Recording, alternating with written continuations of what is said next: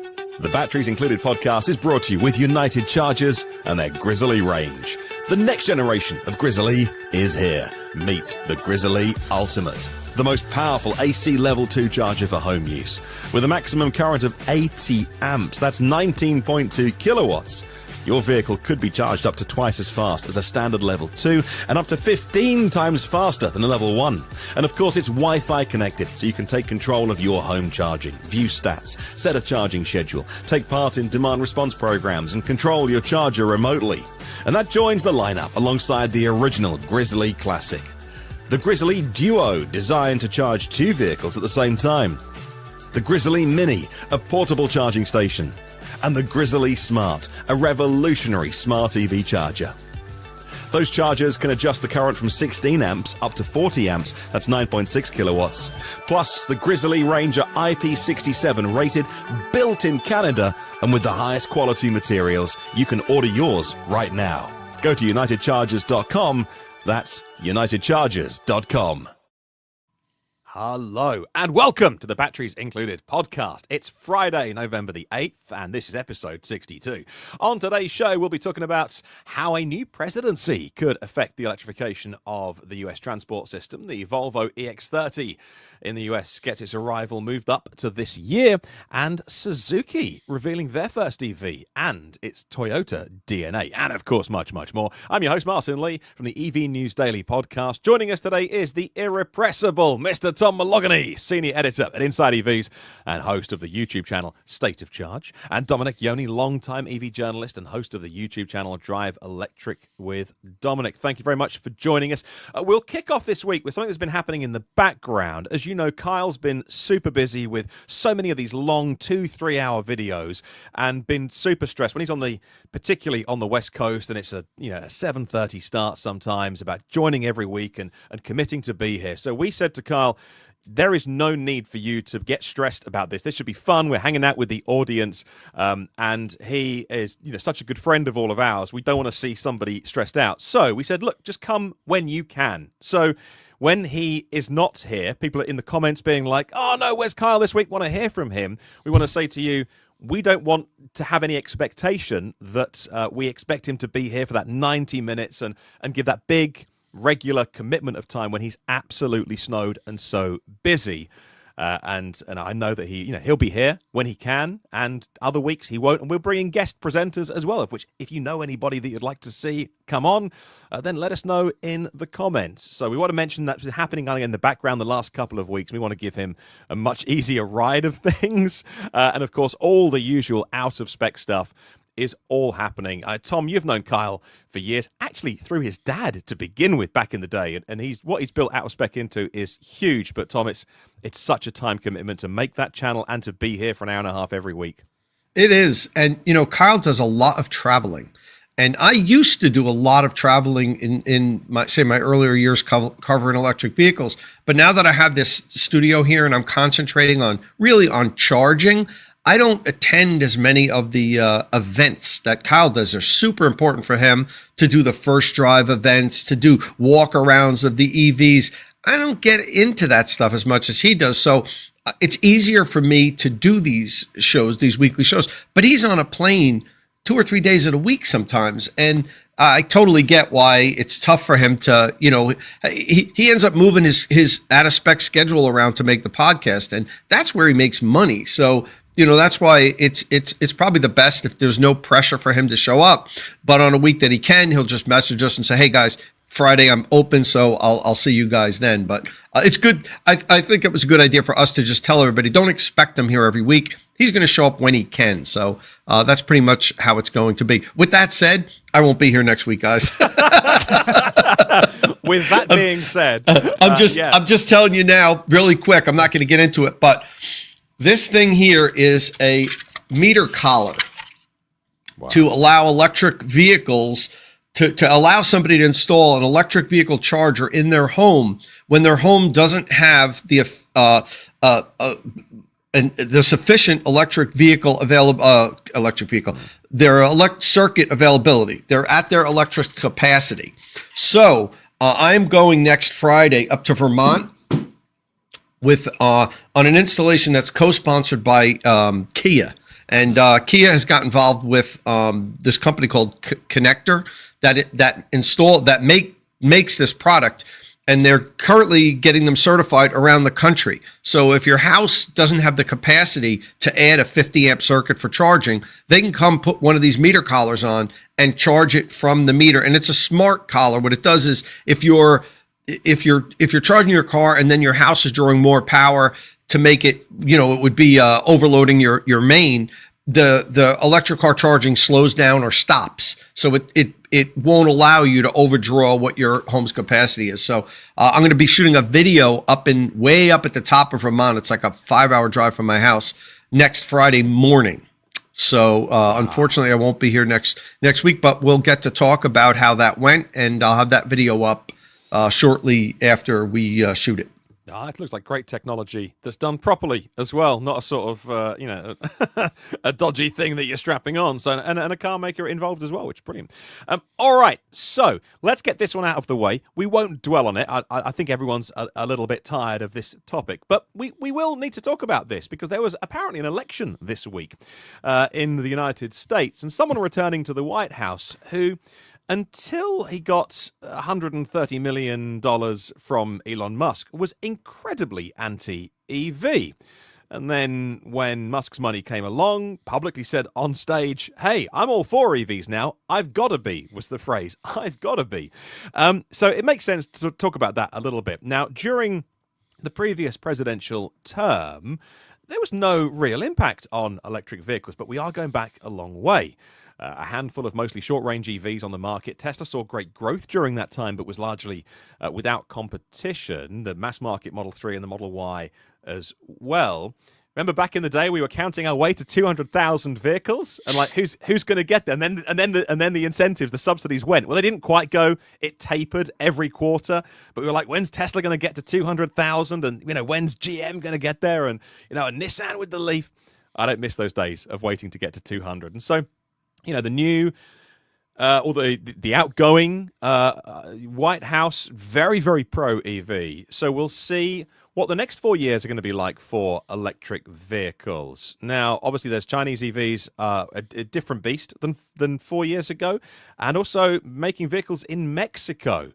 Lots of talk of tariffs, already 100% tariffs in the US and Canada. Talk of 300% tariffs on any car coming in, unless it is made on US soil. So what's it going to mean?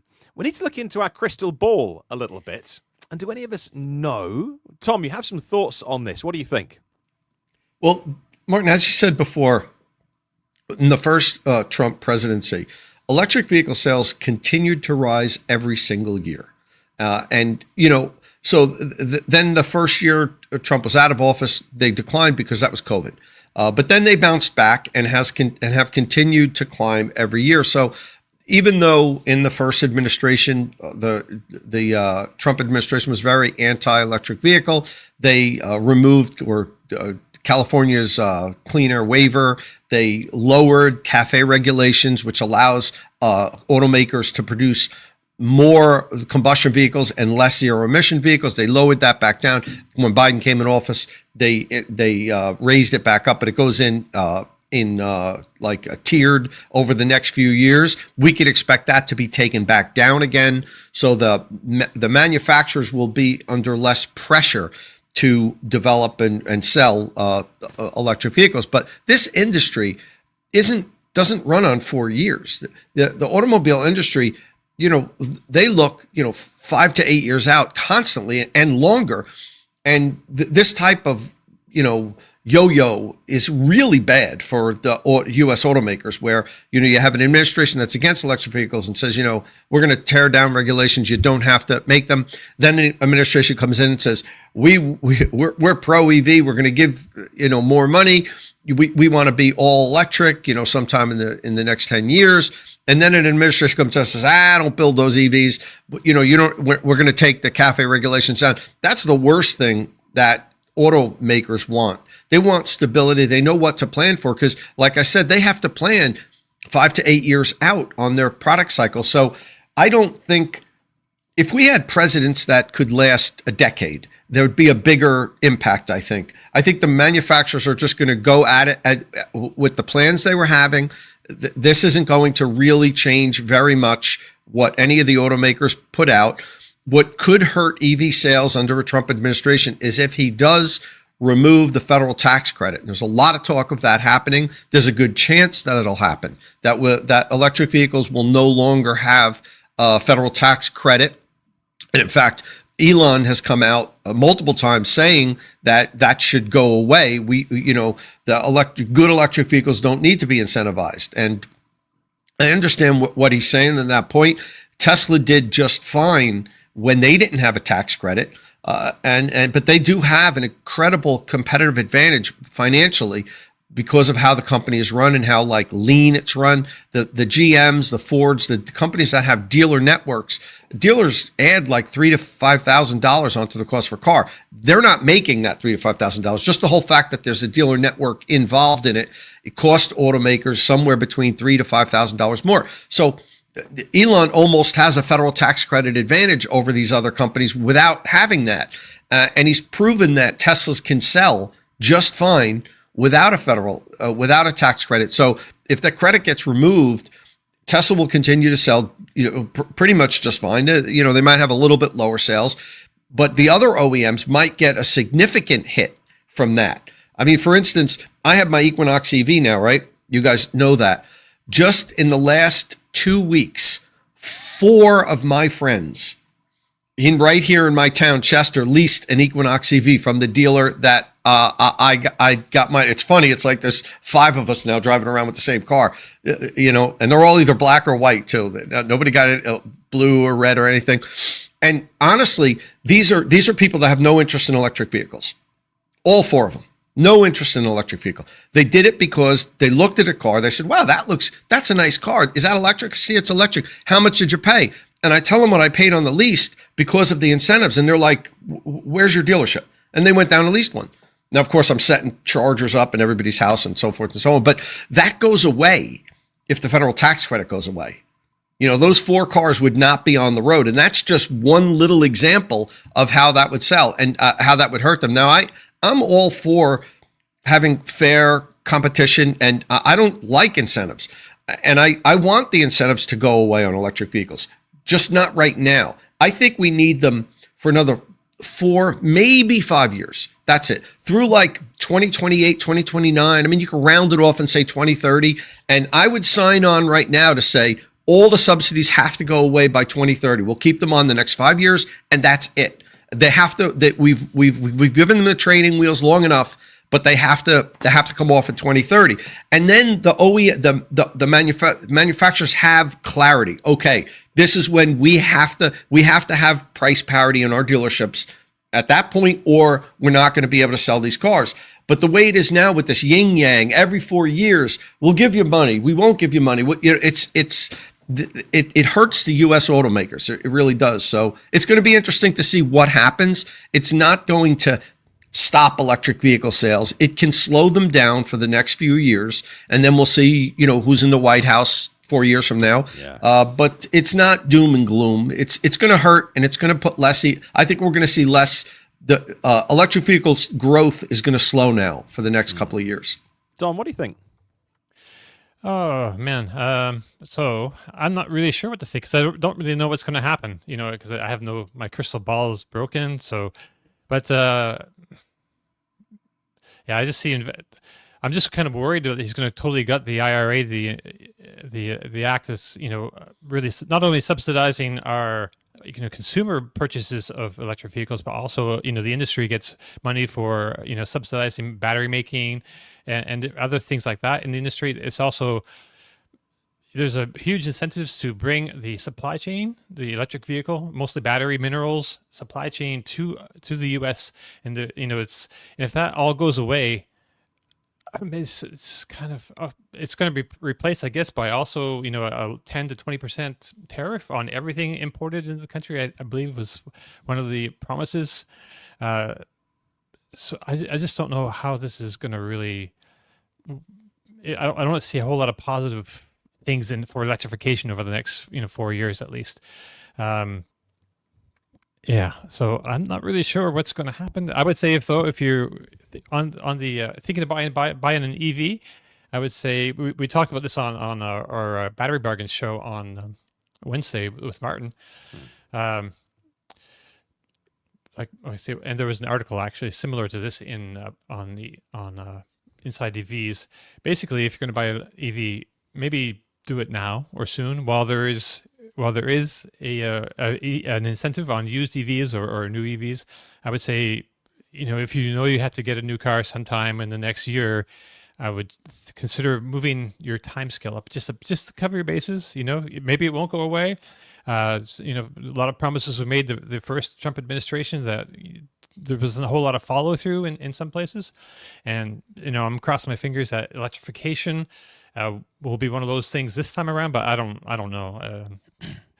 But it's not looking good on a lot of fronts like that, environmental fronts and things like that. Yeah, but I guess, but we have to stay hopeful. What can we do? But just stay hopeful that things will eventually kind of pan out and come around, and we can get back on the road again.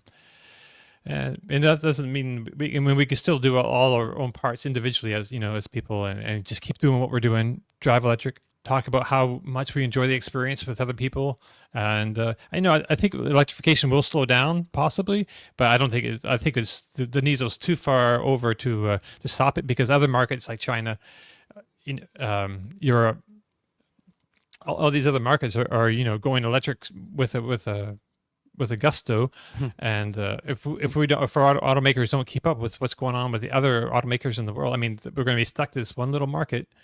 And that won't be good for our companies and the workers here. And so, yeah, hopefully politically they'll kind of see that end of things as well. And one of the points I'd like to make before we jump back, Martin, is I know a lot of people complain about the tax credit and say, we shouldn't be, they used to say we shouldn't be picking winners. I don't really see that too much anymore, but the free, stop this free ride, stop, the government shouldn't be buying your cars. I get that. I understand why people feel that way.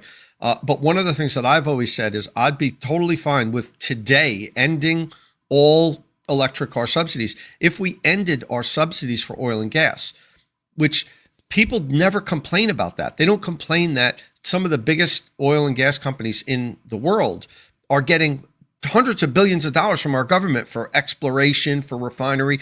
They're not complaining about that because they don't see it. You can see that, oh, look, your neighbor just got a $7,500 tax credit, but they don't see that, ExxonMobil just got, a $50 billion grant or whatever to explore oil off the coast of Hawaii or something like that. And, that's unfortunate because this type of incentives helps individuals, middle class people, working class people, whereas these huge troughs of money that go to the to incentivize oil and keep the price of that down, we never see that. The big corporations that profit in the billions each quarter, that just pads their pockets. And I'd be fine if we could just eliminate it all. That's great.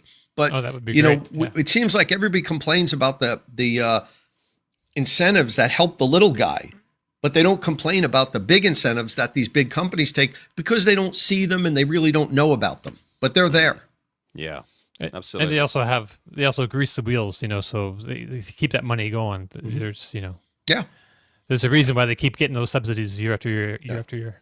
And oil and gas has always been a huge supporter of the Republican Party. Each party has gets their pockets lined by their own group of people. I mean, oil and gas has so much money. They give both parties money. Same with big pharma. They have to hedge their bets, but their big money has always been Republican because a lot of the Republican states have refineries, and that's where we drill, and so you have to be fair. If you want to say I don't like subsidies, you should be against them all. It's just we hear, you see, how many times you read an article in the newspaper about oil and gas subsidies?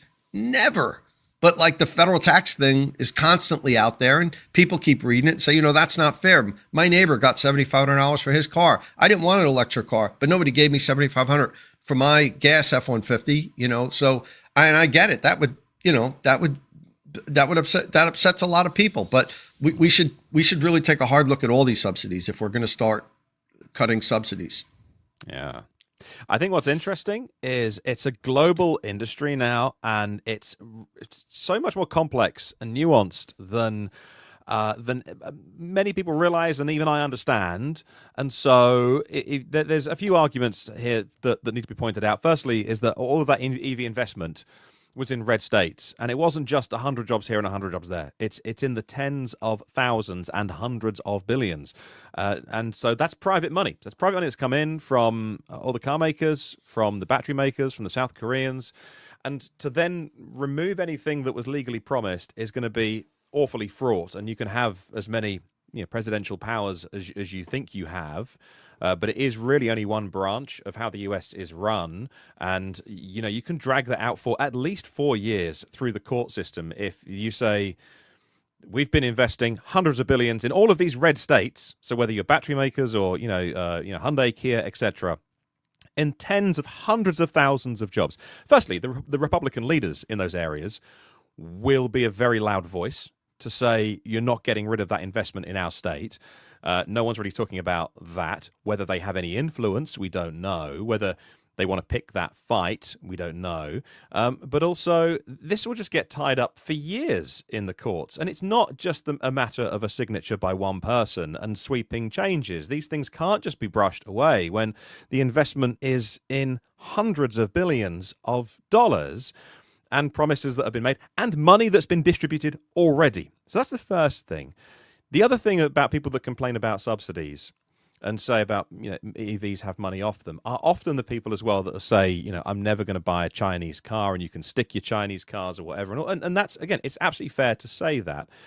But the subsidy situation in China, for those that aren't a keen observer of the global economy, and I don't blame you if you're not, and I'm not, but I understand in a tiny amount that the subsidies in China are, the equivalent of death by 1,000 cuts. It's not just money off the new car. It's not just that you get access to apply for a license plate in many of these cities that have terrible smog problems, and you can have a license if you go buy an EV, but go into a lottery system if you want to buy a gas car.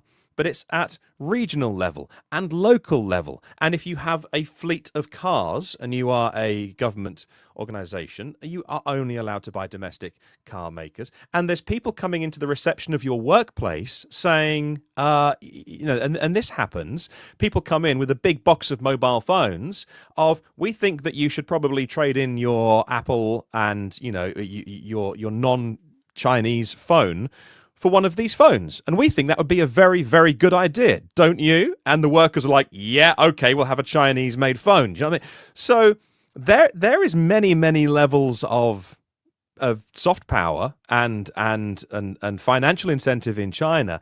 And that's why they're going to have a very robust EV industry. So if you are interested in EVs, China is not, and again, you can talk about how the country is run and human rights, and I'm not going to get into that right now. I'm appreciative of those facts. I'm not arguing for or against anything. I'm just pointing out the facts that that's not going away in China, and it's not going away in Europe. There is a louder voice in Europe over here of all the car makers, because from 2025 they've got CO2 emissions to hit, and they've all started to say, 6 weeks' time, we can't hit those emissions targets, which is, amusing but serious because there's billions in fines.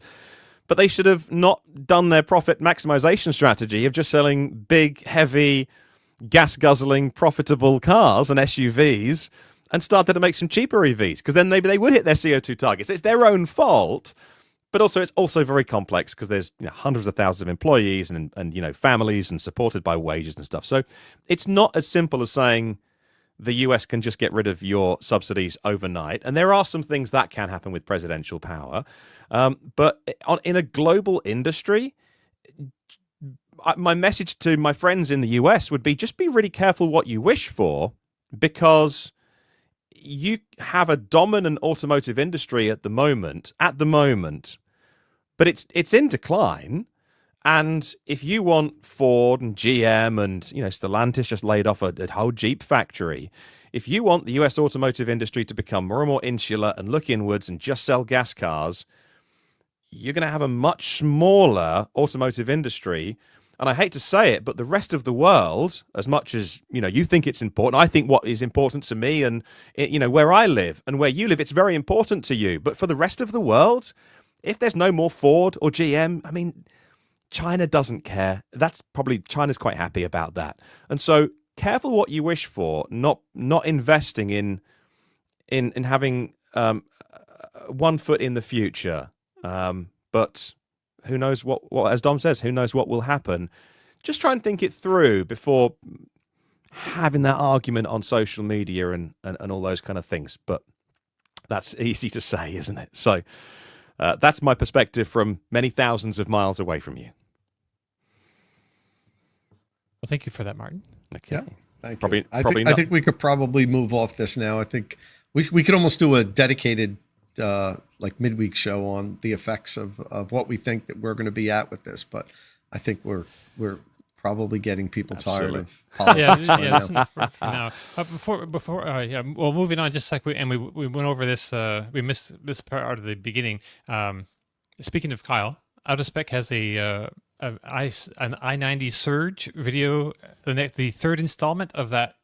I was going to say 4-part trilogy is coming up tomorrow. So if you watch the first couple episodes of that, tomorrow's another day to strap in. The last one was like 3 hours and 40 minutes long, if I remember correct. Very long. So it's all your entertainment for like an entire week in one video. So there you go. That's coming up tomorrow.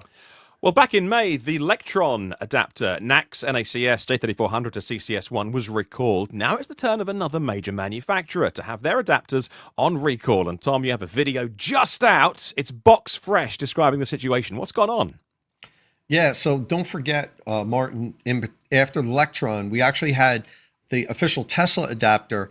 It was a recall, but Ford says it's not a recall. It's a customer satisfaction campaign that they had. And they asked customers to send back about 4,000 of the Tesla adapters that were made. So really all three of them at this point, the three major ones, there's about 10 of them out there now. But the three ones that I've concentrated on and said, these are the ones that I think are safe and I'm going to use and I would recommend, have all had some sort of a recall at this point. So this one right now is the A to Z Typhoon adapter. And if those of you who have been following what's been going on here with these adapters, A to Z was one of the first companies to come out with an adapter. It's called the Typhoon adapter. And it was a pretty solid adapter. I reviewed it. And the one thing I didn't like about it was it had a manual lock that locks the adapter to your charge port. A little slide lock that was underneath. And if you didn't activate that, it wouldn't work. So it was a safety feature. It wasn't like something you could forget and then the adapter can pull off the car. The adapter wouldn't work. So they only made it for a couple of months. And I talked about it when I did my review that, look, this is the only thing I don't like about it. This really needs to be an automatic lock. And so they were already, when I said that, in the process of redesigning it and making one that would automatically lock to the vehicle when you snap the NACS connector on one side and then snap the connector into the vehicle. Everything just locks automatically and you could start charging. Basically the same adapter. It was a little bit bigger, but they incorporated an automatic lock. So they started selling that a few months ago. So they sold this first generation A to Z Typhoon adapter for 2 or 3 months. They sold quite a bit of them. 20, 30,000 of them, something like that. A lot of them they sold. And what happened was a couple of months ago, actually it was in September, I believe, Tesla sent A to Z like a notice that they were going to sue them if they continued to sell the adapter or promote it. And A to Z, I think, responded like, look, that first generation, we don't carry it anymore. It was only sold for a couple of months. So Tesla said, look, we want you to recall it. We don't like the way this locking mechanism works. So then A to Z began a conversation back and forth. I'm not going to get to all of it, but from what I understand, A to Z provided Tesla with a lot of documentation that said everything's safe with the adapter. It's just, it doesn't have the best form function. It would be nicer if it was an automatic lock, but everything's safe. And Tesla stood their ground and said, we're gonna sue you if you don't issue an official NHTSA or National Highway Traffic Safety Administration recall. And A to Z offered, look, well, we'll notify all our customers. We'll swap the adapter. No, we want it on NHTSA's website, which is what they did to EVject also. If you remember a month or two ago, that safe kind of, it's an adapter, but it breaks free if you're driving. They basically did the same thing with EVject. They said, you have to do a recall on this, but then you're allowed to sell it if you change some small thing. A to Z didn't have to change anything because they no longer sell that adapter. So what happened was, yesterday, I recorded this video a week ago. I was going to post it last week, but A to Z came back to me and said, listen, Tom, could you hold off until the day of the when it's going to be on the NHTSA website where it's going to be posted? And I said, sure. So if you watch the video, you'll see I'll say this isn't even live yet. Next week, it's going to come. That's because I recorded it last week. They initially told me it was okay to post it last week, but then I think the lawyer said, you know what? We don't want to piss Tesla off any more than they already are. So to not fight Tesla, they said, we'll do this. We stand by our words. That adapter is safe. If somebody were to decide that they're not going to send it back to get a new one and continue to use it, it's safe. It's just I think it was after Tesla said after 2,000 or 3,000 uses, the switch might break. If anybody uses their adapter 2,000 or 3,000 times, give me a call. I'll buy you a new adapter. So to make a long story short, A to Z didn't want to engage in a lawsuit with Tesla. They're not a big company. They can't. Tesla would drag them through the courts and bleed them out. And at the same time, when I talked to Amin Zator, the CEO, he said, and the thing is, we know the new Typhoon Pro is a better adapter than the first one we sold. So when we sat down and talked about it, we said, you know what? Let's give the customers the better adapter. We'll leave it up to them. If they want to return it, we'll send out the email. If somebody wants to return it, we'll give them a new adapter. And for the people that don't, while it's a touchy line with them endorsing it and saying you could keep using it, it's fine. They really can't come out and say that because I know Tesla will have an issue with that. But I'll say it. I'll continue to use mine because I'm comfortable with it, that it's completely safe. I've seen engineering reports on it that the thing run at 500 amps for hours and hours at a time, more than what it would ever be run at. So, I'm not concerned with that. But so that video went up last night, and I've already talked to Amin about it. They've had a lot of people email them, say, yeah, we'll take the new one, which is great. I think A to Z handled this really well. They could have really fought it and tried to, save money, but they said, you know what, the new Typhoon Pro is a better adapter. So we'll replace that. And here's the interesting thing. Tesla hasn't endorsed any adapters, right? They've only said use OEM. You can only use OEM endorsed adapters on our network. But with this issue, Tesla is fine with A to Z sending the new Typhoon Pro to their customers to replace the original one. So while they haven't endorsed it, what's that saying that they feel about the new adapter? They're telling A to Z, oh yeah, you could send that one. That's okay. We accept that.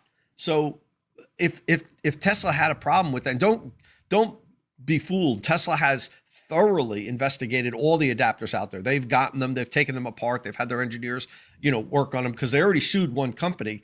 If you remember, they issued a cease and desist to one of the companies that make it in China because it didn't meet the minimum standards. It would overheat. The contactors weren't designed the way they said they would. So Tesla knows how these adapters work, and they're telling A to Z, yeah, you could send that one. That's okay. So what's that say about the A to Z, Typhoon Pro adapter? Excellent. Oh, that's a good sign of a company doing the right thing, a Canadian company as well, that's got some good technology. They're doing the right thing by customers. Not many companies do that these days, so it's nice when somebody says, hey, we'll send you a new one. Exactly. The new one's better. And so that's such a nice thing to hold see. on one second. I'm just going to do a quick demonstration for those that don't know what the difference is. I should have had the adapters ready. No worries. Okay, sure. So we are going to be living in adapter hell for the next few years. So whether you get a new car that's got native NACS, like the new Ioniq 5 guys. coming out of Georgia, or any of the cars that are going to come with native NACS, you're still going to probably want an adapter to go the other way so that you don't lose the entire CCS1 network. Again, until all those chargers are dual-headed, and Electrify America has, NACS one side and CCS the other. So either way, we're going to be living in adapter hell for a while. But what do you got, Tom?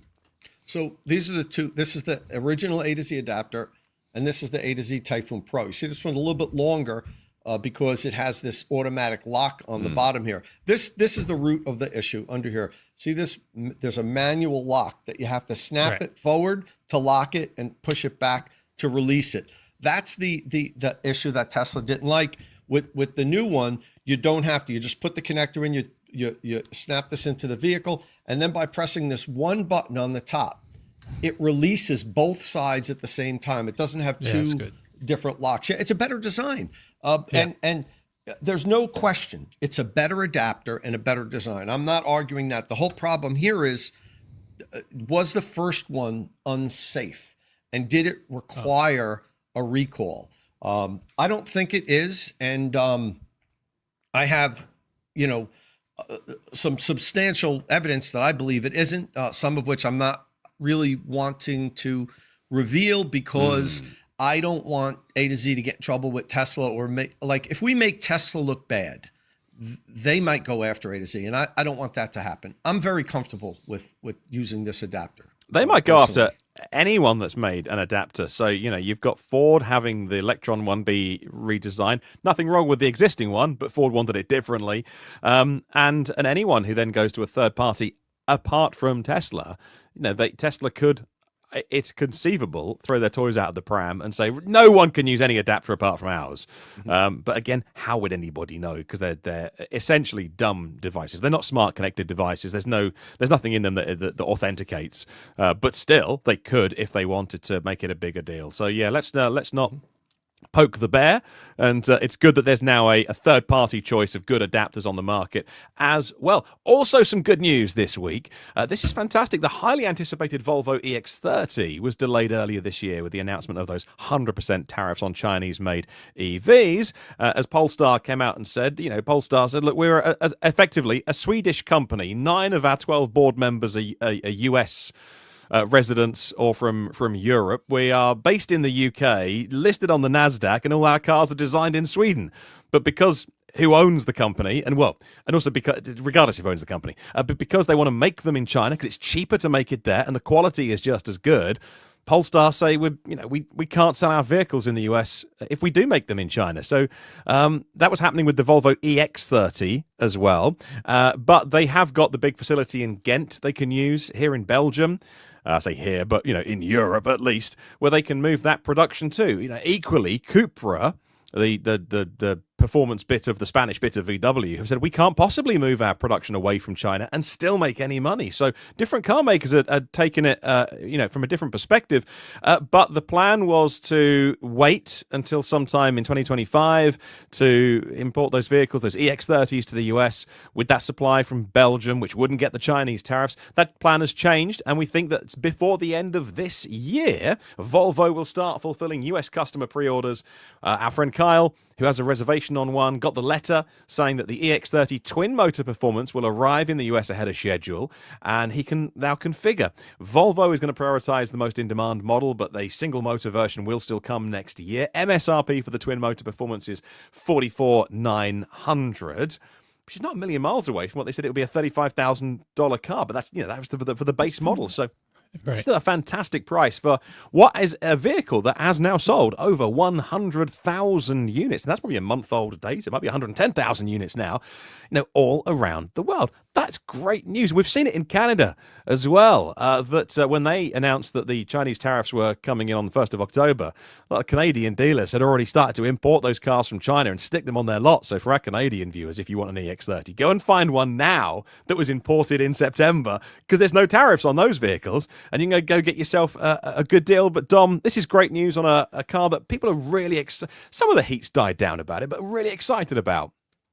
Yeah. Well, there was a huge amount of excitement over here when it was first, when it first was popping up on our screens when it was first revealed.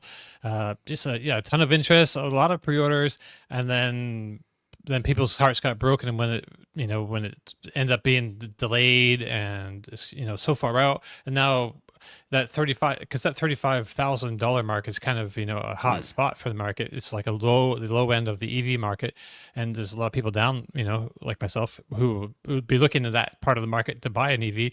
But so the Chevrolet Equinox has moved into that slot right now, and it's really grabbing people's attention. It's really doing quite well. Like Tom mentioned it at the top there. He's an Equinox EV enthusiast, but just normal folks around are picking it up, and I'm seeing that same kind of thing in my social media feeds. Just people, not EV enthusiasts or anything like that. Just normal everyday people, ending up with an Equinox somehow. They just see it, they like the way it looks, I guess, and they go for a test drive, and it's they're moving them, which is it's kind of interesting too, because stylistically it kind of reminds me of like the Kona. There's the Kona Electric with that little bar right across the front. I mean, it's a little different thing, but it's selling a lot better than that vehicle is. But of course, that vehicle isn't eligible for the incentive. But make the most of that lease loophole until January 20th, and so go lease a Volvo EX30 for as long as you can, and my picture's gone off, but that's probably a good thing. That's probably a good thing. But you can still hear me by the look of it, and yes, so by the sounds of it, at least. So I'll get myself sorted on an alternative camera. And I just mentioned on the EX30 that. So the lease loophole on that, and also the software updates have been coming thick and fast this year. So again, those early review videos that our listeners our viewers might go and have a look at online to do some consumer research and decide about. Remember that they were made of a time before those software updates, which have come thick and fast and sorted out that little EX30, which is I wouldn't recommend it if I didn't think it was properly sorted now, and it appears to be. Yeah, I had a reservation on one also, if you remember, and I was fully planning on getting one this summer. But with the delays, that's what pushed me into saying, you know what, the Equinox seems like it's the best deal now. But I really wanted the EX30. When I saw it at the first look event that Volvo held, it was really, to me, I was like, wow, this would be perfect little small car for me. The Equinox actually is bigger than what me and Meredith need. And the EX30, the size would have been perfect, but we're super happy with the Equinox now. It's just once, Volvo said, well, this is being delayed and we don't have an ETA on when it's going to be available. And I reached out to the comms, Volvo communications and so forth, people that I know from going to Volvo events. And they said, honestly, Tom, we don't know. I said, if you're going to hold off another month or so, maybe I'll wait. But they said, no, it's probably not this year. So that's maybe say, all right, we'll pull the trigger on the Equinox. Yeah, well, Nebula in the comments, GM just broke 50,000 number for Equinox EV, 7,000 a month built. And that really is GM's success at the moment. It's just that success through loads of small gains, I guess gym goers would describe it as small gains. They've just got a really strength in depth is a better way of doing it. They've just got loads of models that are all selling about 7,000 to 11,000 or whatever a month. Even the Hummer's selling in good numbers, and they're all adding up to be a big number for GM. And so, but the Equinox is the little star as well, and so that's fantastic. And they've got a lot of incentives on the Equinox too, Martin. Now, you really? Could stack. There's like 10 different incentives, like wow, college grad, military, Costco, plus state. Like here in New Jersey, we have a state incentive, the federal tax. That's why, my friends were just like, this is a great car, and the lease price is better than anything I can get on a combustion vehicle. So let's pull the trigger. Suzuki is next in the news. One of the few automakers left without an EV in its lineup, but that's changing thanks to a partnership with the related company Toyota. Now, we could get some images on screen, hopefully, to have a little look at in a moment, but they've unveiled the Vitara, which for some people, that'll mean something from back in the day, a little Jeep. But this is not. This is a sort of bland box, really. But it'll do a job for Suzuki. It's basically the Toyota urban SUV concept. that was revealed almost a year ago with a more Suzuki'd front end and rear end. It'll be made in India and sold there as well as Japan and Europe and other markets as well, beginning in the summer of 2025. Now, Toyota is expected. There we go. We get it up on screen for you for our. This is the Toyota. Okay, so that's for our viewers online, and for our audio listeners. Yeah, there's not really much difference between the Toyota Concept that was unveiled, and a little bit more. Dom's removed himself from the stream as well in trying to take that off the screen. He'll come back. Between that and the sort of the extra sort of cheap black plastics on that Suzuki. Here he is. He's back again, and so, around the same size as the Toyota CHR, the E Vitara, as it's called, front-wheel drive or all-wheel drive, 2 battery sizes, 50 or 60 kilowatt hours, and between 140 and 181 horsepower. Now my picture's gone off. I'm going to turn this camera off. I know. And our battery bargain show this week was a 10-minute delay because my whole camera just quit itself. But anyway, I'll get my iPhone out while I let you or Dom give your thoughts on this. And of course, I think there will probably be a Toyota version of this as well. Say 49 kilowatt hour, 61 kilowatt hour on this on an EV specific platform. So it's probably the first of a few cars that could come. Not sure this will make its way stateside. What do you reckon? I don't think it's not coming to the States. It's Europe, Japan, and India, which is kind of interesting. So this could be a big car in India, and it's going to be built there. Right now, India has its own automakers, but I feel like this is like a little bit more sophisticated than a lot of the things that companies like Tata put out. Even though Tata owns, I think, a Land Rover and some big Western brands, but yeah, it's domestic Indian vehicles are quite a bit different from what we see in other parts of the world. But this is very kind of a Western sort of, even if it's from Japan, Western kind of designed for the Indian market. So I kind of hope it's kind of a big thing there. And it's also wanted to say it's nice to see Suzuki using it like an all EV platform, the platform specifically for that. I feel like it's built to a cost, and it needs to be because it has to. It's the budgets of people in India and other places where they're considering selling this aren't huge. So some of the specs kind of reflect the lower cost as well. It's got an LFP battery that keeps the cost down, and the battery sizes are like 49 kilowatt hours or 61 kilowatt hours. So that's in that shape. We're thinking maybe with a big battery and just a front wheel drive, maybe you can get I'm thinking 230 miles. If we like around the US, I'm thinking you'd probably get 230 miles or so on a charge. But and it's the top horsepower with a big battery and all-wheel drive. You can get up to 181 horsepower, so not crazy, but it's fine. It's got a ton of torque up there, 332 pound-feet of torque. Or the platform they're calling the Heartec E platform. And of course, this is like the first of, I think, several vehicles that will be like from Toyota and Suzuki. So we'll be rebadged, I guess. We'll be building other models in India alongside of this one in the future. And this little segment of the Japanese EV companies kind of getting together and addressing the non-North American market with this kind of product. They said that they wouldn't make an electric Jimny because it wouldn't be fun, I think was the word they used. They'll stick an engine in I think that, it'd be a blast. I'd love to see an electric Jimny. That's like that. Cool. What's the VinFast was going to bring that little one over, the small sort of Jimny-looking sort of EV. Yeah. I haven't heard anything about that for a while, which I thought we would have heard something by now. But I looked at that was kind of a cool looking thing, but the specs are kind of not great for the US, but a proper one from Suzuki, I don't know. I'd love to see what they do. I'd like to see them try, see what happens. Yeah. All right, let's move on and let's talk about Audi has had what it is calling a double debut in Shanghai this week. So Audi has launched a new sub-brand for their EVs called Audi. I haven't made a mistake with that, by the way. They were very excited to launch their new sub-brand, Audi, called Audi. That's the name of the brand. All right. They have Not said, confusing. though, that you can tell the new brand because they would like it to be stylized with uppercase A, U, D, and I, though.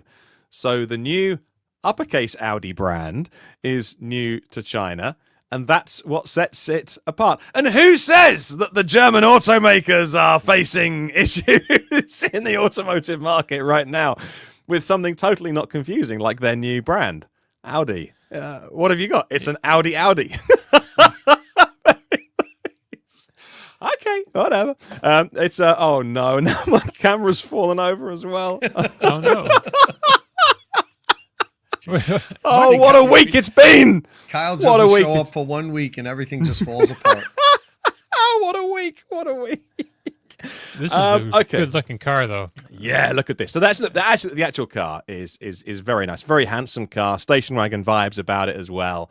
And the car and the new brand are tailored for China, being launched with SAIC, which is basically China, jointly developed by experts. They say both in Germany and China. 100 kilowatt hour battery, 700 kilometers on that dual motor, and 700 horsepower, or 570 kilowatts of power. Obviously, fast 0 to 60 time, 800 volt architecture, all that good stuff. So that was their double debut, the Audi brand and the Audi E Concept. Are we sort of past concept cars a little bit? But it's always interesting to see where their mind is at, isn't it? Right. I think So I believe. Go ahead, Tom. The straight-on rear look looks like it reminds me of a Kia EV6, doesn't it, a little bit? When you look straight on from the back, not really from the side back, just straight on. Kind of looks like it gave me EV6 vibes. But I like the look. It's got a nice look, like that there. Kind of gives me a little, just the outline of how it frames the back of the vehicle. That was the first thing that I thought of. It just needs to come down a little bit, like a little arc on the back, more of the lights. But I love the look of this thing. So this is supposed to preview 3 different cars, I believe, are coming out. So this is not. I was thinking this was a production when I was putting the notes together at first. I thought it was like a production intent sort of vehicle because it looks pretty well put together. Like I could see this, in a showroom. I think it would. I really, really kind of like the way it looks. I think I like this way more than like any of the other Audis. Uppercase Audi is my Audi, but it's, it's silly what they did to the brand, but part of me kind of likes it, because before they had the 4 rings, okay, but that's great, but it's got a lot of German automotive history behind those 4 rings, but just spelling it out like this is also kind of pretty blunt and. I don't know. I don't know if I like the illumination so much, but we'll have to see how that looks, at night. And well, we won't see it here, or the 3 cars that this is supposed to preview the styling language for. But man, I really like this thing, and it's no slouch. If they put they got the 100 kilowatt hour battery in there, of course, and it's dual motor, 764 horsepower, 570 kilowatts. 0 to 60 and 0 to 62 because it's 0 to 100 kilometers per hour in 3.6 seconds. 3.6. That's nicely quick. That's proper quick. And and station wagon form. I mean, man, big wheels. It's hard. I don't know how you could not like this thing. I don't know if it's going to work for Audi. I don't know if the strategy will work for Audi. I think it's having, a lot of Western automakers are struggling in China right now. And so this could help them a bit, but I don't know. What do you think, Tom? Yeah, I mean, it's hard to say, Dom, because it is a concept. The exterior looks close to, it could be relatively close to production. The inside, obviously, is going to be a lot different. So it's hard to say, really hard to say what this is going to do in China. It doesn't have like the traditional Chinese styling. There's definitely some Chinese styling influence, but it's definitely like a merge between European and Chinese styling. So, the Chinese market is so competitive. It's so tough. Maybe they kept the Audi name I mean, I don't know why they did Audi, but I can understand why they would keep the name because it does carry some weight, as a premium brand from Europe. I think that would benefit them rather than if they started a sub brand and, Right. just gave it a unique name. So I'm sure that was smart marketing why they did that. I just don't know why. I'm sure there's legal and financial reasons why it's a sub brand of Audi rather than it just being Audi. But yeah, interesting. I'd like to see what the final version is going to look like when it goes into production, though. Absolutely. Yeah. That looks very good. But Very nice. didn't he get a whole lot of about features out of it? Because like Chinese cars, they have they have a lot of features that in the Chinese market that we don't really see here, and I didn't really see a lot of mention of a lot of those things. It does have an 800-volt architecture, so it will charge fast. When a lot of Chinese EVs have that now. Technical wise, there's no difference between a good domestic Chinese car maker and what anyone else can produce. In fact, at times it's better. And what a lot of the customer insight is telling the OEMs, the traditional Western car makers, the Germans particularly in China, is that the younger car buyers see them as your dad's brand. And so the car buyers in their 20s and 30s are looking at the likes of Audi. I mean, I'd love an Audi, but maybe that makes me old now. That car looked fantastic. It looks great. And their customer research is showing in China that you don't buy an Audi, you don't buy a VW because that's what your dad used to buy. You buy one of the new Chinese cars. So that's the challenge they've got. And so does this vehicle start to address it, make it younger, make it sexier? I don't know. So that's interesting. Right. I wouldn't mind getting Tom's thoughts on something very quickly on the dealership side of things. I've turned my big camera back on. I've changed my USB lead, and we'll see if it's that's not charging the battery. Otherwise, I'll go back to my phone that looks like I'm sunburnt. But we heard news this week that Scout's South Carolina plant could build EVs for Volkswagen and others, which would make sense if they have excess capacity. If they're showing, actually, we might not sell as many Scout trucks and SUVs as we're building a factory for. And so maybe we could make some VWs and others, a contract, a bit like, who is it, Foxconn are doing in the US. But I thought, I'd be interesting to get your thoughts on this, Tom. I thought Scout were trying to distance themselves from Volkswagen by saying, we're not using a VW platform, this is Scout developed, it's a Scout factory, all because of their decision to go direct sales. And I will just mention that in a recent episode of Inside Automotive, Mike Stanton, who is the CEO of the NADA, and John Devlin, who's the president of the Pennsylvania Automotive Association, got on the show together to talk about Volkswagen's choice to sell vehicles directly to consumers through the Scout Motors brand. And the NADA, you won't be surprised to hear, is already preparing a very strong legal response to that. Local dealer groups opposing the Volkswagen initiative, viewing it as a violation of that established relationship between Scout and VW. I thought Scout were trying to be, hey, we're not VW, we're Scout, and they might own us, but no, we can sell directly. There's 600 VW dealers in the country. 50,000 people in the US work for Audi, VW, and Porsche businesses combined. And so, they're saying, look, we have an essential role as dealerships. And that big fight has just started. And so I was really surprised to see that news about Scout saying, well, we could build VWs and others as a contract manufacturer. That bonds them closer together and I think weakens the case. Mr. Stanton also on that show said a quote along the lines of, buying a car is not like buying a tube of toothpaste. You don't trade in your toothpaste. You don't finance your toothpaste. There's different aspects to it, and the franchise system is the best position to take care of you buying a car. I think, we know what it's like. We do an hour and a half live podcast a week. Maybe he was shooting from the hip. I think it's a bad example because a tube of toothpaste is it's $3. It's not a car, and my fear is there's certain people in the NADA and in the dealership world who don't quite get it, who don't understand why so many people want to buy directly. And lots don't. Lots do want to go to a dealer. And there's great dealers and bad dealers. And there's great estate agents and bad estate agents, real estate agents. So I don't think you can paint with a brush. And people get very emotional about dealers and say, well, they still go extinct. And I understand that, but they also do hold your hand through a purchase of a big ticket item, and there's good ones and bad ones.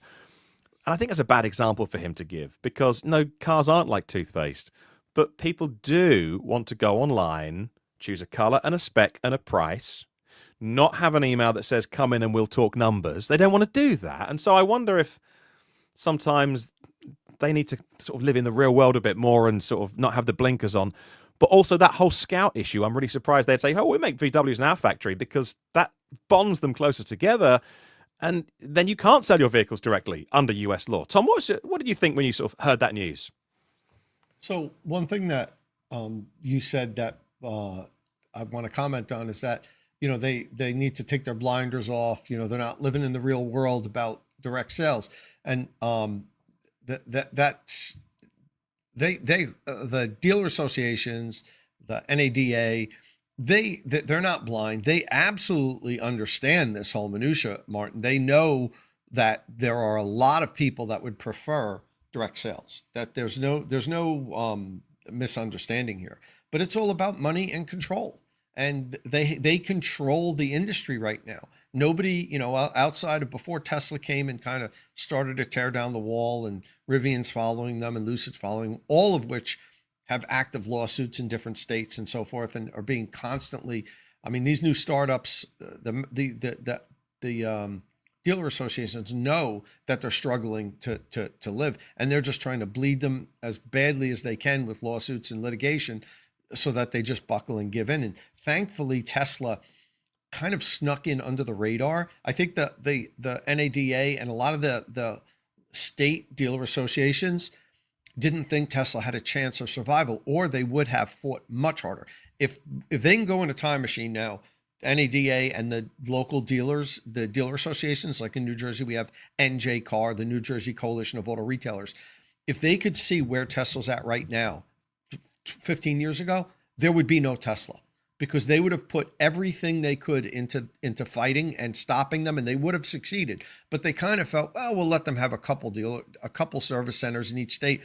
This electric vehicle thing is never going to take hold, and there'll be a little niche brand forever. And so with Scout, yeah, I think it's interesting, and I think it will probably hurt their case if VWs are rolling down that same factory. I mean, I'm sure they've thought through this, Martin, and are putting out that, anybody, if Ford wanted to want us to make some cars for them, we'll do that here also, and I would, you never know, you might get not a Ford or a GM, but,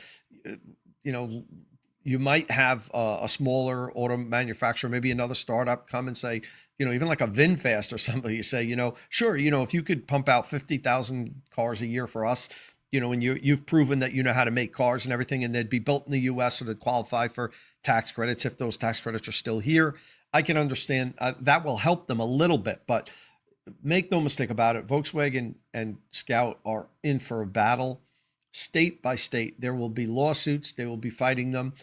NADA is not going to want to allow any existing automaker to do this and start a sub-brand and do direct sales. It's bad enough when the new companies do, because when a new company like Tesla, Rivian, whatever, starts and does these direct sales, they can always fall back on the thing that's, look, we don't have dealerships that we're hurting. The whole point of these dealer franchises is if manufacturers could sell cars directly, they will hurt their existing dealer franchise. So you get Tesla say, we don't have a dealer franchise. We're not hurting anybody.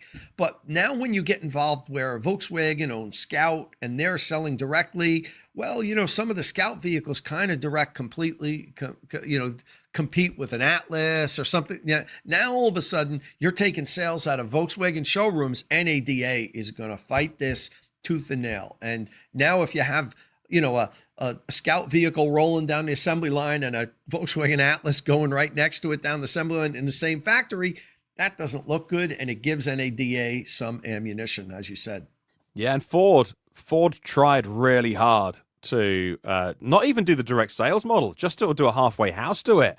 To do, hey, you can go online, go to the website, we'll give you a price, and even that, they didn't really, admit to it all being rolled back because of that reason. They tried really hard, and in the end, they just threw their hands up in the air and went, just carry on. It's just carry on. It's fine. Don't worry. They just got so browbeaten, and they were having so many lawsuits in every state. And like you said, that was still the dealers. Like the dealers were posting their prices on Ford's main website. It wasn't Ford setting a price. The dealers still had complete control, but they had to lock in a price. They had to say, this is our price for Ford F-150 Lightning. And oh, great, you could click on it, and then you get directed to the dealership website. And there were a bunch of things that they made them offer also. And there goes Martin again. If you wanted to have the vehicle delivered to your house, like say sometimes Tesla and the startups do, Ford was making it. If you didn't want to go to the dealership, you could do everything online, the purchase and everything, and have the vehicle dropped off to you. People love that. A lot of people hate going to dealers. There are some great dealers out there. You guys know I've visited over 1,000 dealers in the U.S. And I've literally worked with maybe 200 or 300 of them where I was at the dealership working with salespeople and so forth. There's some great dealers out there that offer great service that really, are honest folks and everything. But there's a lot of them that aren't. And the whole process from going in, it's like you can be there for 3 hours, making a deal, going into the finance department. And people just, in today's society, we want to go to Amazon and buy something and be done with it, and in 6 hours it gets delivered to your front door, which actually happened to me yesterday. I needed a new external hard drive for my videos and so forth. So I went to Amazon. I bought a 4 terabyte external hard drive. It was 2:00 yesterday. At 7:00, they're ringing my bell and putting it on my front step. How's that happen? Like 5 hours later. But anyway, I digress. But that's what that's what our society is turning into, that instant gratification. People don't want to go and haggle about price. And then when you leave, you wonder, did I get? Yeah, I know most do offer a direct buy option, but Nathan, also a lot of people feel like they can get a better deal if I'm taking their direct buy option, and people go in and fight for it. Other people are going to get better deals than I am. I know a lot of people have that mentality, but when it's set pricing, when it's just a complete set pricing, everybody gets the same price. You didn't pay more than $1 more than I did. I didn't get a better deal than you did. I think it just makes the process so much easier. Even if we had the dealerships the same model we have now, I would just love to see set pricing. Why can't we just have set pricing? Why can't you go into a dealership? Oh, that's the car. It's $28,500. Okay. Okay, I'll buy it. I had that with a dealer that we bought a Renault Zoe for my wife in maybe 2017, 2018.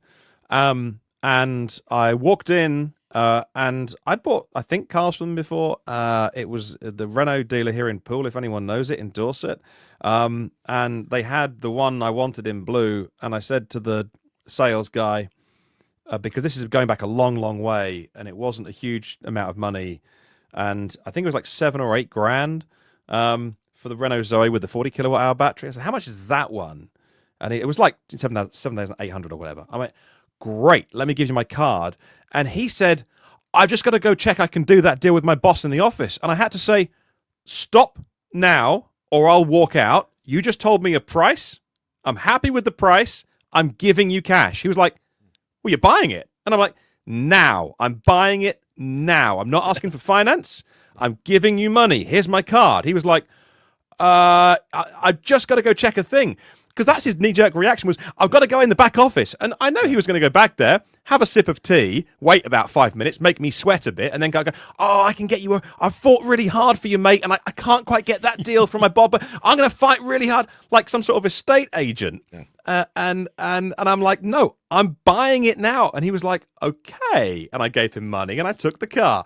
And that was a very unreal experience for that guy who's just probably used to playing that game, which I don't think any of us like. He didn't want to help me get. As I walked out of the showroom, he was like, so you like EVs? And this is like 2017, 2018. I'm like, yeah. He went, how are you going to charge it, mate? Like, first of all, I'm not your friend. Don't call me mate. I just bought a car from you. I'm not your friend. And I was like, don't worry. I've got it. Don't worry about it. And his parting shot was, how are you going to charge it? Someone with a good heart would say, Like, oh, you're into EVs. I mean, this is that they're really early. This is, the Renault Zoe's great. Blah blah blah. Talk about have you got a home charging and all that. But he wanted to make the sale, and there's good salespeople and bad salespeople, and the good ones make a lot of money. So I don't mind that. I like a good car dealer. But anyway, that's my story. It freaked him out.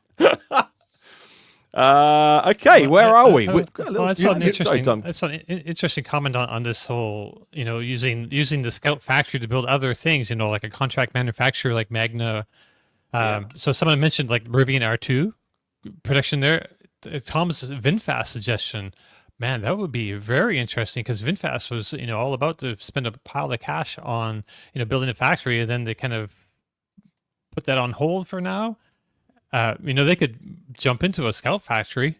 I mean, that would be a lower cost thing for them, and I'm sure that would help Scout hedge their Volkswagen ownership issues vis-a-vis dealerships and things. But they don't have to build other Volkswagens in that Scout factory. Is kind of the point I'm making. I think the vibe I'm getting is like Scout wants to build cars in there. They don't care what brand necessarily it is.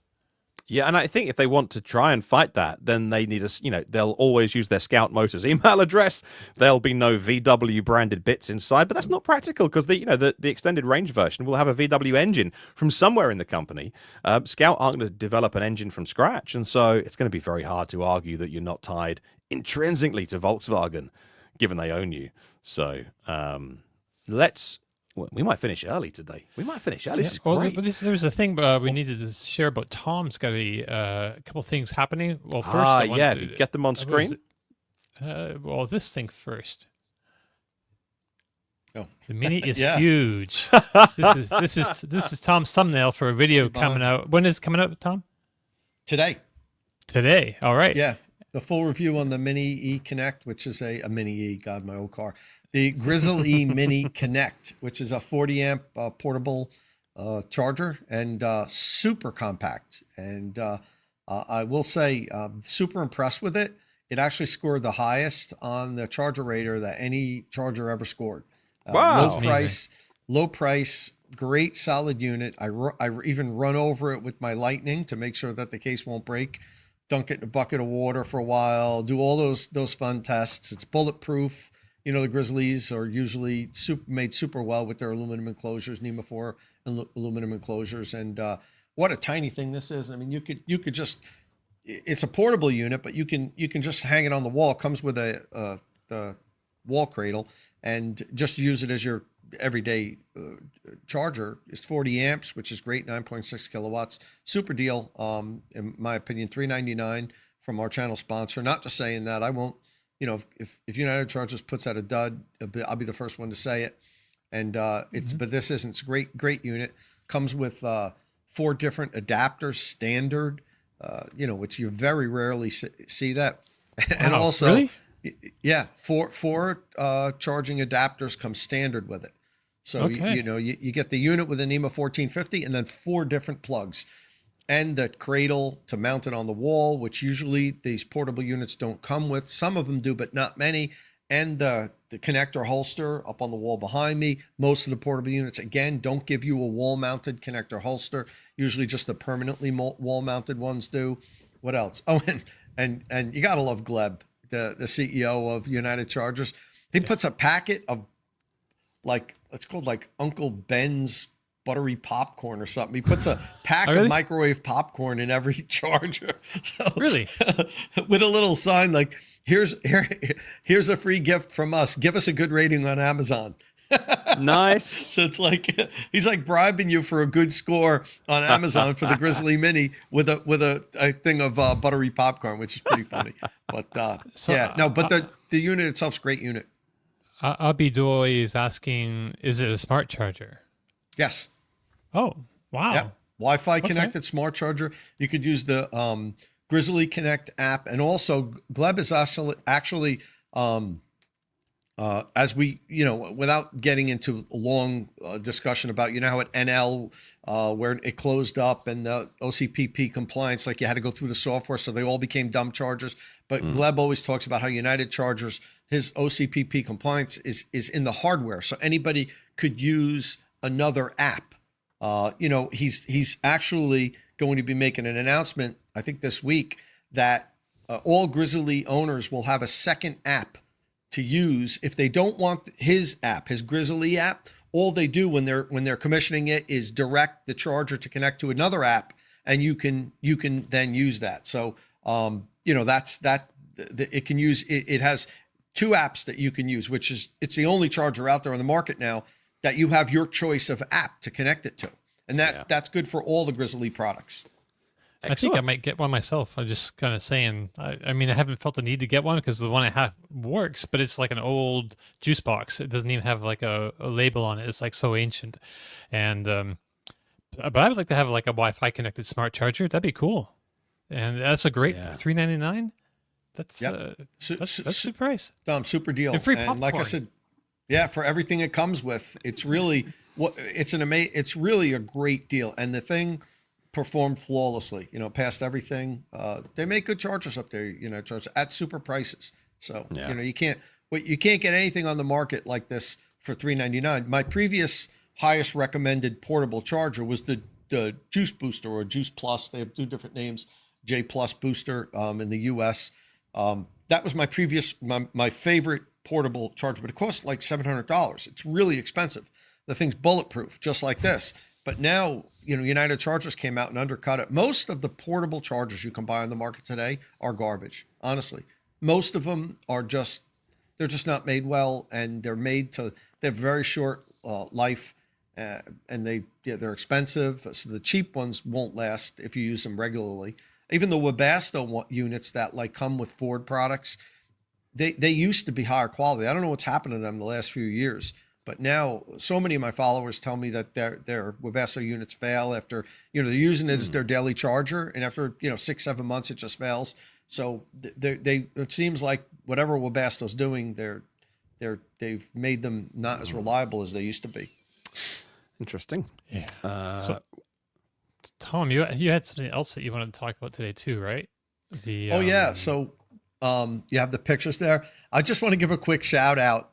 There's a guy named Daryl has a company called Tough Truck Club, and he's on X, and also he sells these tow hook covers on Etsy.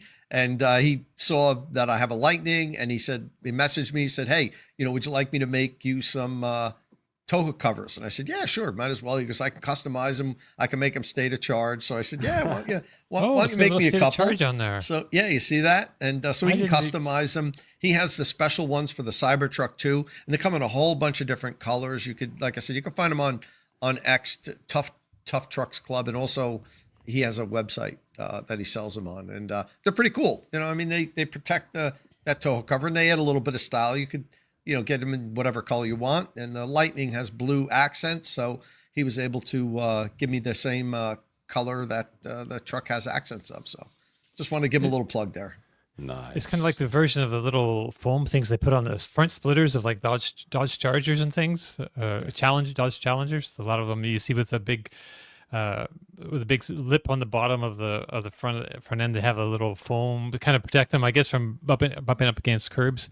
I guess that's kind of the analogy here, but on a truck. Nice. They look very cool. Mm-hmm. So let us know if any of our audience have pre-ordered a Lucid Gravity. Starts at about 95 grand. You can spec them up to about 125 grand, give or take. And Lucid saying yesterday that they are well funded through to 2026 and beyond at the moment, so no need to worry about the stability of the company. Please order one of our Gravities, and they do look pretty special. We talked about a lot on the podcast last week, but that ordering went live this week. So if anybody ordered one, please let us know. If anyone has got your configuration in, we'd like to know. What did you go for? But now live. The Grand Touring is the one that's available now, the expensive one. So like a year from now, the more affordable one will be there, $79,900. So this is like a 3-row, and we've talked about this car a lot. But I just noticed something. I was talking with somebody on social media about the Gravity, is that there's an upcharge for that third row. So you can order, if you order, that's the price. So the prices you see is with 2 rows. And so that would give you a huge amount of space in the back if you don't need that third row, which I think is great to have that option. But the third row option is $2,900 additional dollars on top of that price. So I thought that's worth mentioning. And also that you can get it without, which for a lot of people, that's really awesome. That's a huge amount of space back there. Yeah, it's enormous. Yeah. Great vehicle. And I've played around with one. I haven't driven it yet, but I've sat in it a couple of times and it seems really nice. I love the layout. Incredibly efficient for an SUV. They're talking greater than 440 miles of range, and the battery isn't enormous. They didn't need a 200 kilowatt hour battery to do that. So I think that this is going to help Lucid a lot. It's going to be a vehicle that people like. Yeah. I think it could do for like Lucid what the Cayenne did for Porsche in a way. Well, Porsche was probably doing all right when the Cayenne came out, but it really blew them up into a much larger company, a lot more volume, like ridiculously much more volume. And I feel this will have the same like multiplier effect on Gravity. It's still in the high end of the market, and if they can get something with this compelling at the lower price point that they're planning on with their midsize, yeah. They could be sitting pretty nicely. Yeah, Nathan asked, he wonders if the $79,000 version will get the 440 mile range. Probably not. I would guess that's kind of like what they're going to do with the Lucid Air Pure and give it a little bit of a smaller battery. But that, again, increases efficiency because it's lighter. So while it won't go as far as the larger battery packs, it's probably going to go farther per kilowatt hour. So, I'd be surprised if it wasn't a 300 mile car, with the smaller battery pack, 320, something like that. The total guessing here. I have no inside information on this, but I wouldn't think that it would have the full, 100 plus kilowatt hour battery pack at 79,000. I don't think Lucid could do that. They couldn't do it with the Air, and the Gravity's a bigger vehicle. So I would expect it to probably be in the area of the Lucid Air Pure battery pack, maybe the same one, maybe the 84 kilowatt hour battery pack that the Pure has, and it's still going to be well over 300 miles of range. Yeah, that would make sense. Talking of large vehicles, Polestar 3 deliveries began this week in the US as well. Despite being built in the US, doesn't get access to the full federal tax credit. Go lease one before the 20th of January just to be safe. And that looks like, again, a really special vehicle up at the top end. So whether you're cross-shopping this with a Volvo EX90 or you want the Polestar 3, that's now in the US and now delivering. Delivery's underway, which is very exciting. Talk about these cars for a long time. I still wish Polestar had left 6 months in between the 3 and the 4, or at least brought them. I still can't work out. I don't know anyone at Polestar to ask. I still can't work out what the win is by launching the 3 and the 4 together within like 2 weeks of each other. And in the case of the embargoes lifting, 24 hours. Like all the YouTube videos. Like a day between the 3 and the 4 videos, and I don't know. I just think much. Let each car have its moment, its time in the sun, and let us all talk about it and get excited about it, and then talk about the 4. But either way, I'm sure there was a reason they came at the same time. I mean, it's already confusing with the 3 being bigger than the 4. It's not even in order. Kind of stuff going on, and the price difference is also more expensive than the 4. So yeah, there's already a lot of confusion, and this kind of feels very cluttered, and I don't know. Not my favorite rollout. 2 cars at the same time on different platforms with different software, with different hardware inside, different processors. You're like, okay, I'll try and get my head around all the differences. It's not like a Model 3 and a Model Y where one of them is slightly different, but there we go. Good luck, Polestar. And that's fantastic vehicle now delivering. Couple of bits of news. It looks like Canoo, the EV startup, the commercial vehicle maker Canoo, is furloughing workers this week. Not all of them, but that's not a good sign. We wish anyone who works there, all the best, obviously. We hope you pull through difficult times. The solar-powered Aptera, which we're all very fond of. We wish them all the best after raising money from 17,000 people. Millions, hundreds of millions now go, but we need 60 million more. So they think they raised 400,000, so they're short of their money. We Yeah, wish them all of the course. best. We've interviewed them on this podcast before. There's, it's not like, when Nicola was around and Trevor Milton was saying, well, we're going to build a nationwide hydrogen network and everyone's going to, and he's in prison watching this now. And we none of us believed what was happening at Nicola, well, apart from General Motors. But with Aptera, I genuinely get the feeling that I get the feeling that they're good people. And but God, we need more money. It's a bit more money. So if you've got any down the back of the sofa, send it their way. And that's the solar vehicle, by the way. That's very they need interesting. something with deep pockets really backing it, because just cars like that. I mean, it's a hugely expensive enterprise, launching a company like that. And we're gonna have we're gonna be talking with the people behind Tello Trucks, I think, in the next week or two. That's an interview coming up that we have planned. That's another, small company that's with big dreams and ambitions but like the Aptera, they're going to need billions. It takes, with the B, billions to really, really realistically launch an EV company or a car company. But for the people the individuals that have invested, I hope that the right thing is done by them. For people who like such things, Sandy Munro, the famous engineer chap, has turned his attention to Aptera these days and is sort of doing interviews and promoting them, and so maybe he sees something in them, or maybe he's involved in some way. I don't know. And finally, over here, obviously we're a small island. Very, very old country as well, all built on top of each other. And so in places like London, lamppost charging is enormously popular. There's thousands of the things, and yet it's obviously, for the US, a lot more room.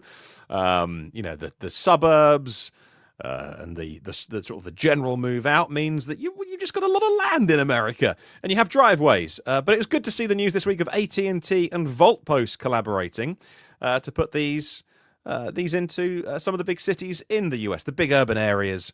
It's very important to be able to charge. If you haven't got off-road parking, or you just want to do some AC charging, it's very important. This is not really new technology in many built-up European cities. Lamppost charging, very common. Not particularly fast, maybe 3 or 7 kilowatts. I mean, it's still pretty fast, isn't it? That's more than they would need for a street light. But look, the infrastructure's in place in many places, not having to do new digging and trenching. And that's a good bit of news this week. So hopefully that helps you. Then hopefully they get that off the ground. It would be interesting. Oh, go ahead. The interesting thing is, will the parking spaces be reserved for EV charging only? In city, urban areas where there's a lot of street parking, the problem would be obviously that you'd look at your app and it would say that the charger's available, but then you'd pull up and the space would be occupied by another vehicle. So yeah, we have interested in how that works out. I've seen it both in London. I've seen it where they just line a street of them with them, and they just they just sort of kill you with the amount of them, which is expensive. And there's also, if there's only 2 or 3 of them in a street, I've seen them just paint the green lines on the floor and reserve the space. And I lived when we moved up to London for a few years, when I worked in town in my old life. We lived out of the centre of London. We lived southwest. If anyone knows it, sort of Twickenham and Barnes and Richmond and that area, which is on the River Thames as it comes through. And so very leafy, still within the M25. But even then, on-street parking is all very highly regulated. You've got to get a parking permit and pay an annual pass to park on the street and stuff. So it's generally pretty well regulated. So the traffic wardens are mooching up and down your street every 60 minutes or so. So if someone did park in one of those spots for EV chargers, they're ticketed really quickly and they're moved on and or towed. So hopefully they get that bit of it in the US sorted as well, which is important to do the enforcement side of it, as Tom says. And I think we're done with 60 seconds to go. Not bad. Not bad. We're getting better at this. Not so fast. That brings us to the end of our show. If you have any questions or comments, YouTube is the place to go. It's the easiest place to leave us your thoughts, and we can reply to it as well. And whilst you're on there, you can always hit that little subscribe button. You'll see it just there on the screen. Go on, click on that. It means you'll never miss a show. And the thumbs up as well, because that tells the whole algorithm that other people who watch EV content online might enjoy this show as well. And we can grow that way. and it costs you nothing to do. So do it. Thank you very much for joining us. As always, we will see you again very soon. Have a wonderful few days before we're back for a midweek show next week. Until then, hey Dom, say ciao.